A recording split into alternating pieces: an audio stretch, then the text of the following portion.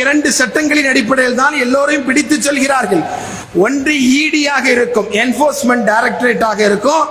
அதற்கு பேரு PMLA என்று சொல்லுகிறார்கள், prevention of money laundering act என்று சொல்லுகிறார்கள். இன்னொன்று NIA சட்டமான UAPA என்கிற இந்த 2 சட்டங்கள் தான் இந்தியாவினுடைய சிறைகளை இன்றைக்கு நிரப்பிக் கொண்டிருக்கிற சட்டங்களாக இருக்கிறார். இந்த சட்டங்களுக்கு ஸ்டேன் சுவாமி அவர்களும் தெரியாது, முபாரக்கும் தெரியாது, உமர் காலிதும் தெரியாது, ஆதி பழங்குடியினர் என்று யாரும் தெரியாது.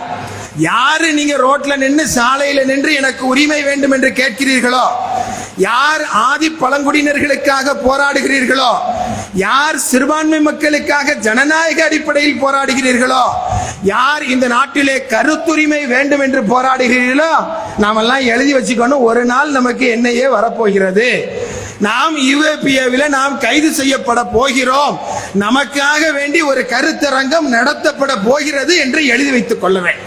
எந்த குற்றமும் செய்ய வேண்டும் என்ற தேவையே இல்லை. குற்றத்தை எல்லாம் அவர்கள் உருவாக்குவார்கள்.